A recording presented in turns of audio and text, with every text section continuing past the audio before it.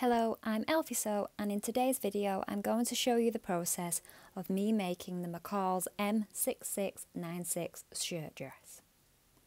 The view I have picked is view A, but I am going to make a couple of adjustments, including removing the fullness from the back. The pattern envelope does provide body measurements to help pick a size, including how to get your cup size. I do not go off the body measurements. I find that the big four patterns, these don't actually give you a good guide on how it fits. They give no indication of ease, so you don't know how loose the garment will be.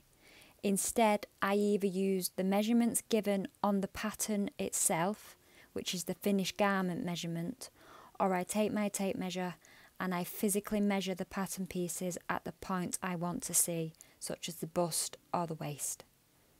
I also like to trace my patterns.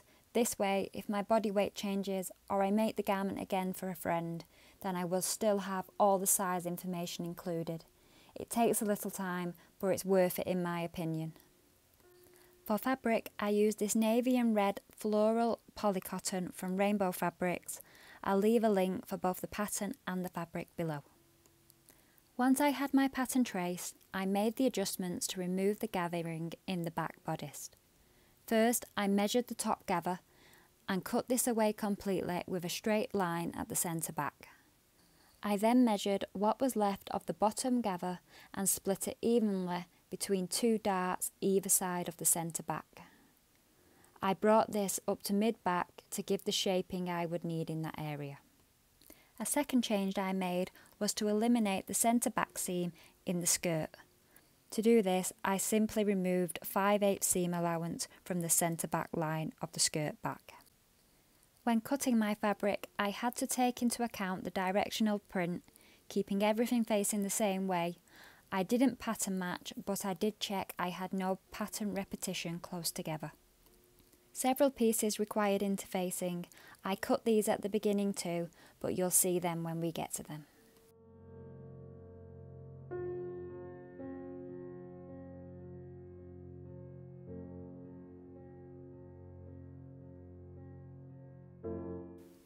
To begin, I constructed the darts in my bodice front and bodice back.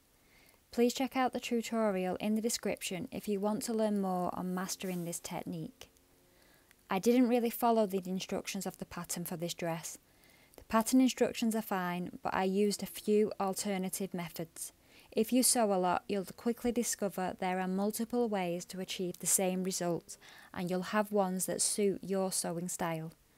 Feel free to mix and match methods and try different ones in your projects. You may discover certain fabrics respond better to one technique than another.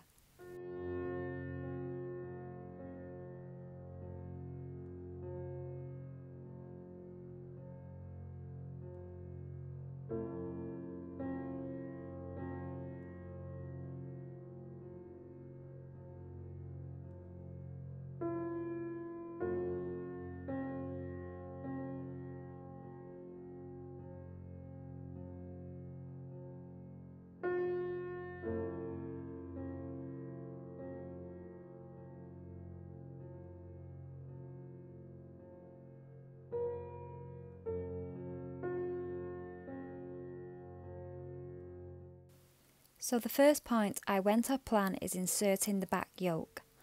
I used the burrito method, common in making shirts. This is an easy method and it's neat for hiding all raw seams without any hand sewing. My next tutorial will be showing this method in a step-by-step detail for you to learn. Look out for it coming in the next week and I will attach the links above for when it's ready. As that is coming, I will not go into detail here today and I'll just let you watch.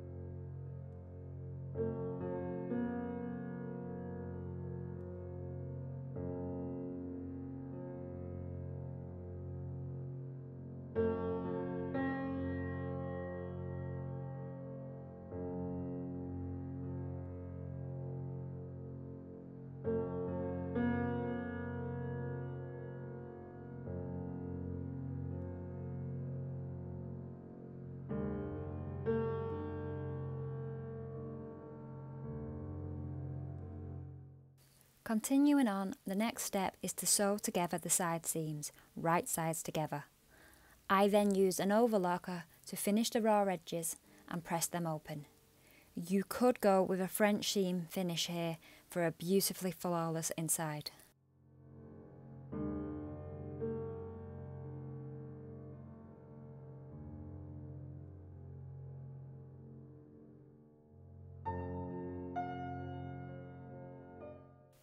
The outer waistband is interfaced to begin for a more rigid appearance. To make the belt loops, these are made in a similar fashion to bias binding, pressing the edges into the centre and then pressing it in half.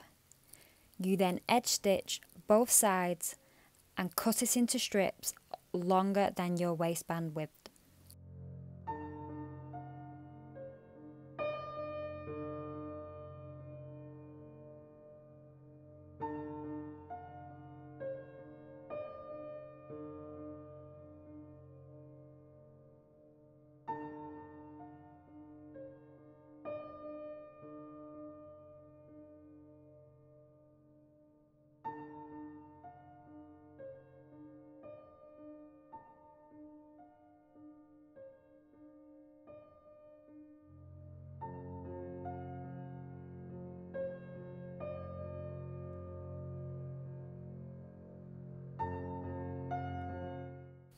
The pattern gives placement suggestions and I kept these the same, but I accidentally used the mark for the side seam to begin with.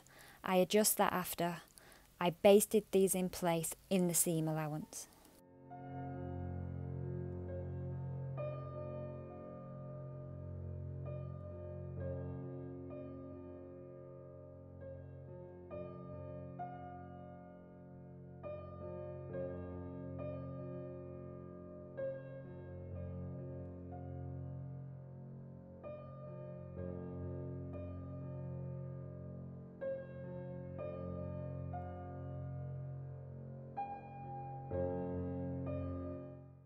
The waistband is then attached to the bodice, aligning the front edges, side seams and centre back.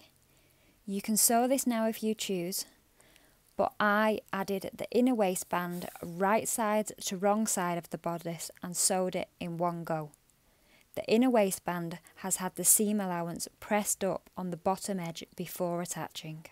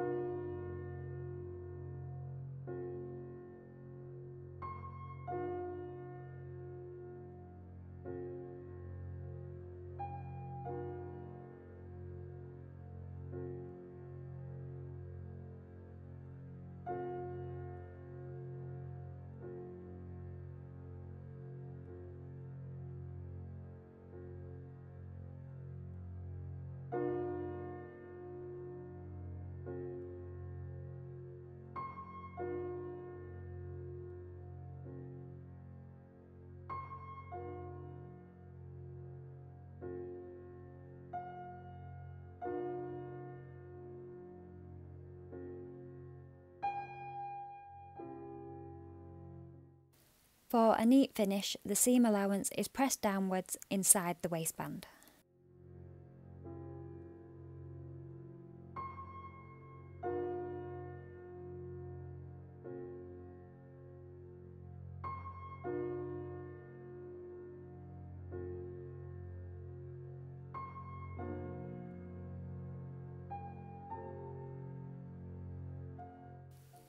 For the skirt, I formed all the pleats. They are in a symmetrical pattern from the centre back and centre front. I basted these in place in the seam allowance, but I left the pins in for a while afterwards whilst I worked.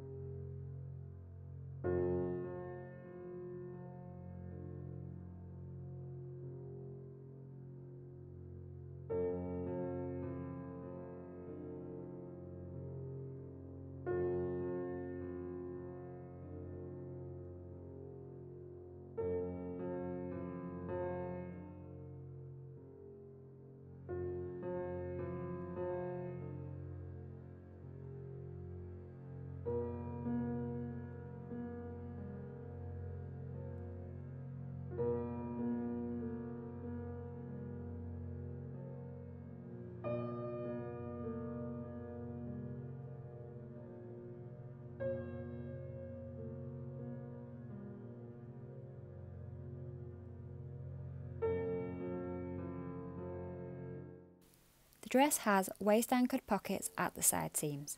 I have a tutorial on how to make these for yourself even if your pattern doesn't have them. The link is below.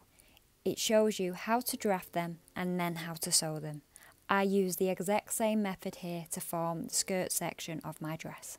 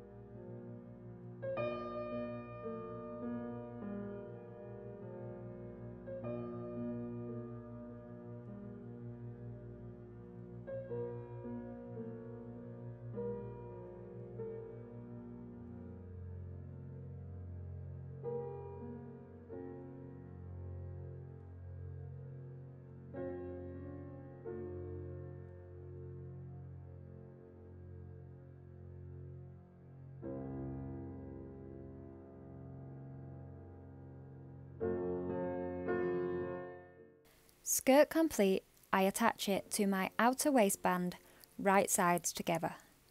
Again, take your time here to align all the crucial points such as the centre back, side seams and front edges. You want your dress to look symmetrical or it will look strange.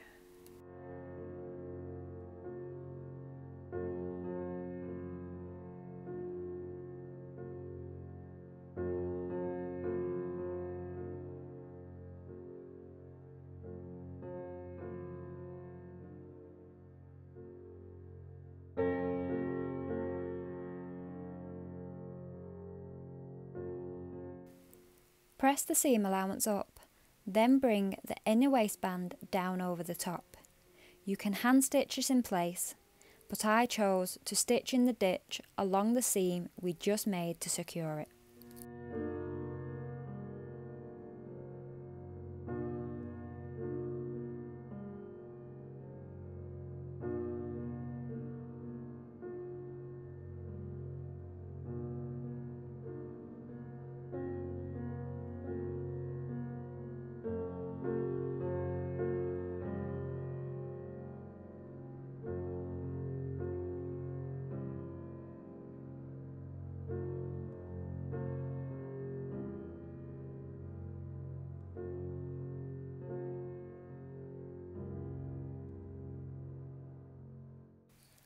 Both front bands are interfaced and the seam allowance is pressed back on the centre front edge of both. The pattern instructions wanted me to hem the dress to proceed, but I wanted to let my dress hang before I hemmed it to allow it to fall. Since a lot of this skirt is falling on the bias, sections will drop more than others, creating an uneven hem. To continue, I pressed the front edges of the hem only as instructed, turning up by 1/4 of an inch and then 1 and a bit inch. I could then proceed with the front band and leave my hem for later. The bands are attached right sides together, aligning the front edge of the bodice with the non-folded edge of the band. Once sewn, the seam allowance is pressed back towards the band.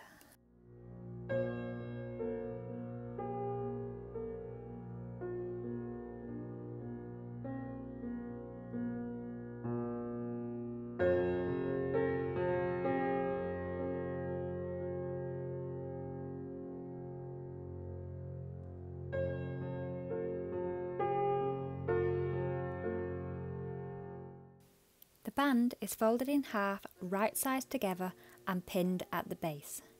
It will extend beyond the skirt hem, this is intentional. We'll sew a straight line just beyond the hem, you don't want to catch the skirt fabric. Trim the corner and fold it out using a point turner to get a neat edge and press it all the way in half up to the top. Use pins to secure where you need and top stitch 1/8 inch from the seam edge and the centre front edge. You are left with a neat, secure button band with lots of strength.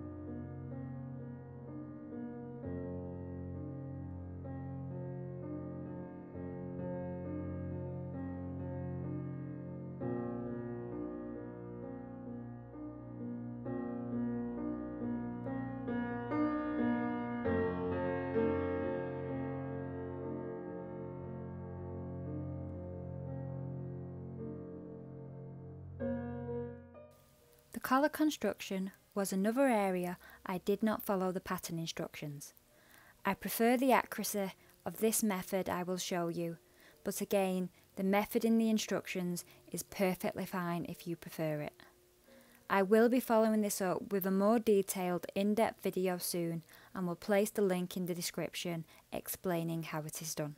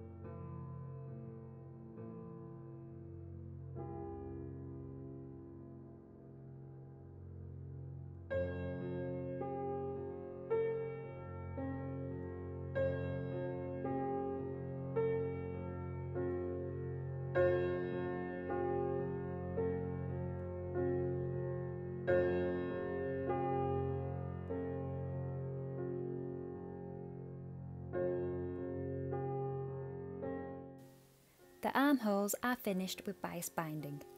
I made my own out of the same fabric as my dress so that it would match.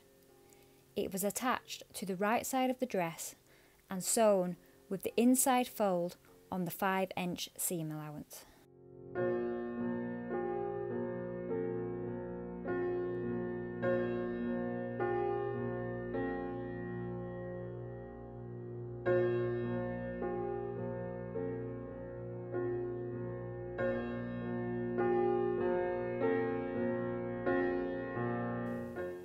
The excess material on the bodice was cut away so it aligned with the binding edge, and then the fabric was folded under itself to the inside of the garment. The instructions suggested hand stitching this, but I chose to machine stitch to copy the top stitching I'd done on the collar and the button bands.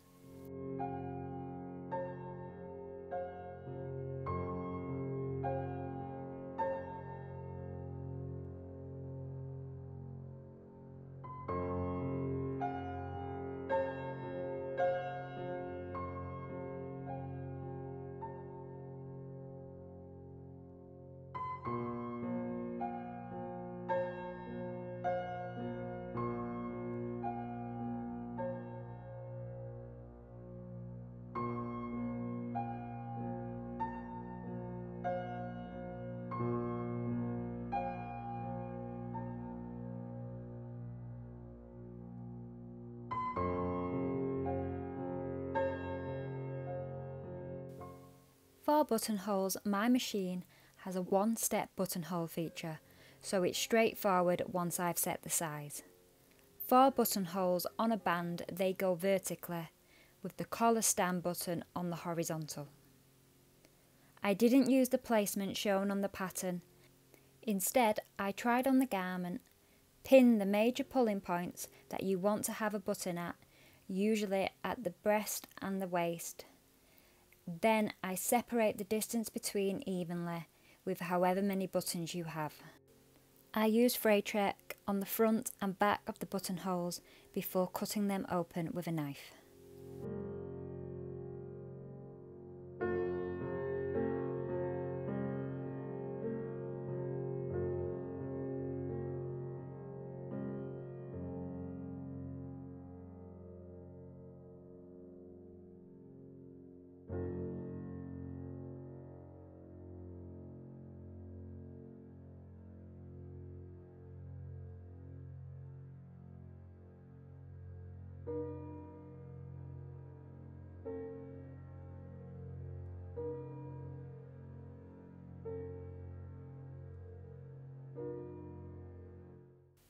To hand stitch the buttons in the correct place, I use a pin, putting it through the centre of my buttonhole so that it marks the opposite band.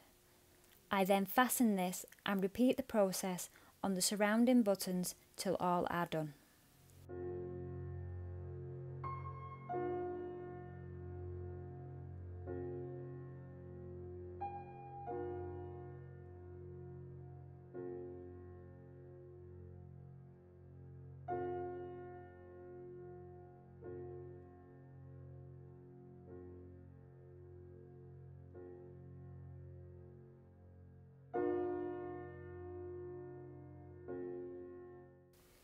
I left the dress to hang at this point for 24 hours before levelling the hem and finishing it. I usually finish the hems by hand as I prefer the invisible stitch it gives.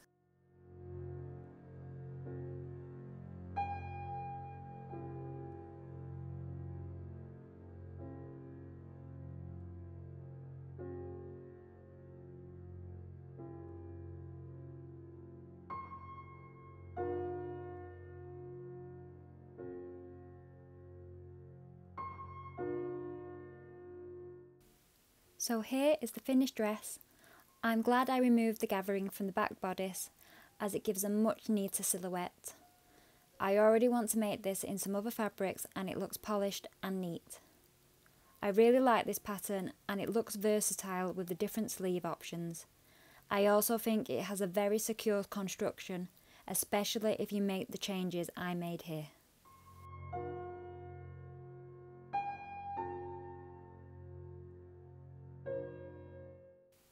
My name is Elfie and I make sewing tutorials and garment sewing videos for all abilities to learn and inspire. If you have liked today's video, please like and subscribe to join in with future makes. Happy sewing!